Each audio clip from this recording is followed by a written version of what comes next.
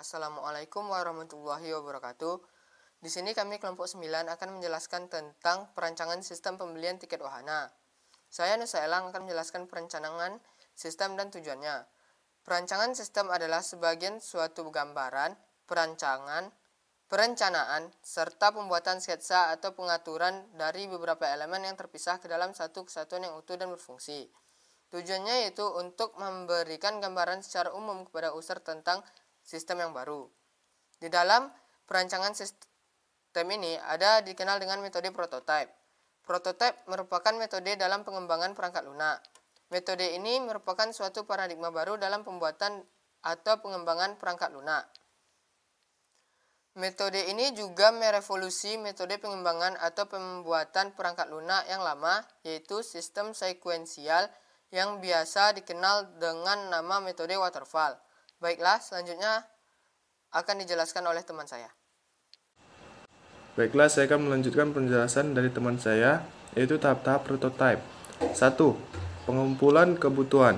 Pelanggan dan pengembang bersama-sama mendefinisikan format dan kebutuhan keseluruhan perangkat lunak, mengidentifikasikan semua kebutuhan dan garis besar sistem yang akan dibuat. 2. Membangun prototyping. Membangun prototyping dengan membuat perancangan sementara yang berpusat pada penyajian kepada pelanggan, misalnya dengan membuat input dan contoh outputnya. Ketiga, evaluasi prototyping. Evaluasi ini dilakukan oleh pelanggan apakah prototyping yang sudah ada dibangun sudah sesuai dengan keinginan pelanggan. Jika sudah sesuai, maka langkah keempat akan diambil. Jika tidak, maka prototyping diperbaiki dengan mengulang langkah 1, 2, dan 3.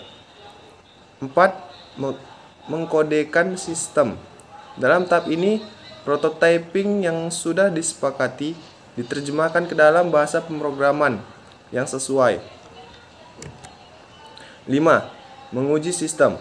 Setelah sistem sudah menjadi suatu perangkat lunak yang siap dipakai, harus dites dahulu sebelum digunakan.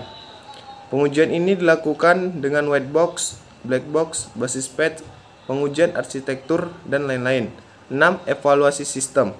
Pelanggan mengevaluasi apakah sistem yang sudah jadi sudah sesuai dengan yang diharapkan. Jika sudah, maka langkah ketujuh akan dilakukan, dan jika belum, maka pengulangan langkah 4 dan langkah 5. Dan yang terakhir yaitu menggunakan sistem. Perangkat lunak yang telah diuji dan diterima pelanggan siap untuk digunakan. Baiklah, mungkin itu saja penjelasan dari saya.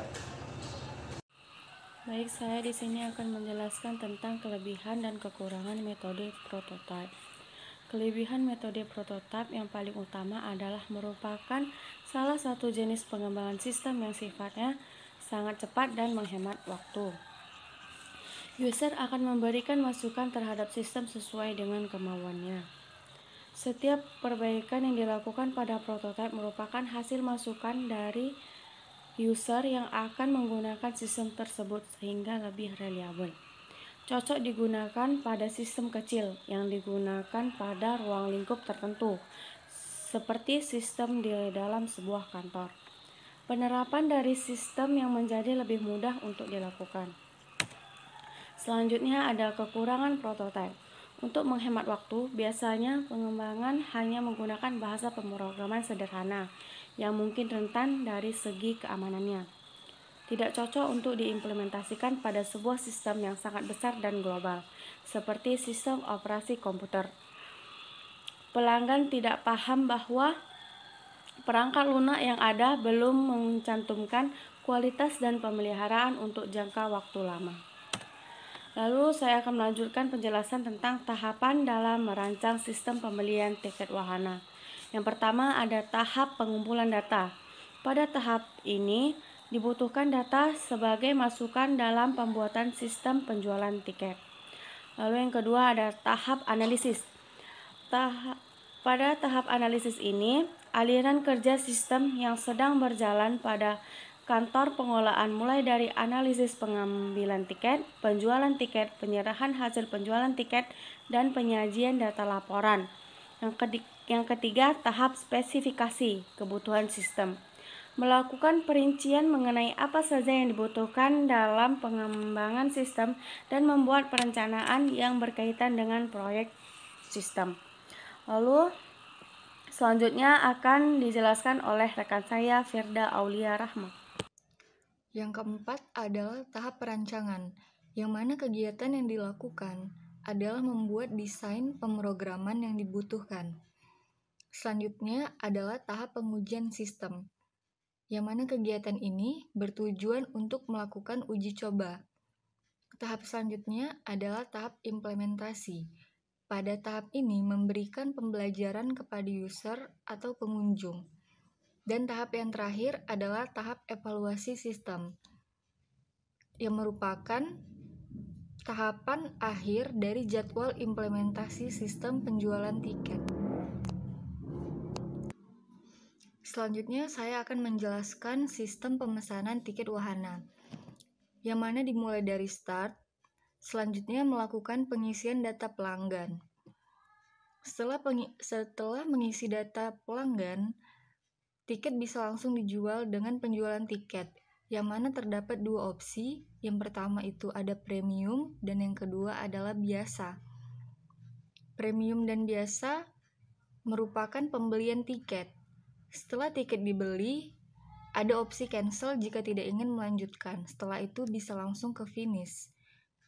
Jika ingin melanjutkan, penjualan tiket dan pembelian tiket tadi merupakan hasil dari penjualan tiket, yang mana langsung dikirim ke server dan server menghasilkan data jumlah pengunjung dan data penjualan tiket, dan selanjutnya bisa langsung ke finish. Kesimpulannya sendiri adalah dengan sistem perancangan dalam pembelian tiket wahana dapat membantu memanage wahana dalam mempercepat proses penyiapan tiket, perhitungan pendapatan, dan mempermudah dalam penyiapan data laporan, dengan meminimalisir pelanggaran pada wahana, serta mempermudah transaksi jual-beli serta pembayarannya. Sekian presentasi dari kelompok kami, lebih dan kurang kami mohon maaf. Assalamualaikum warahmatullahi wabarakatuh.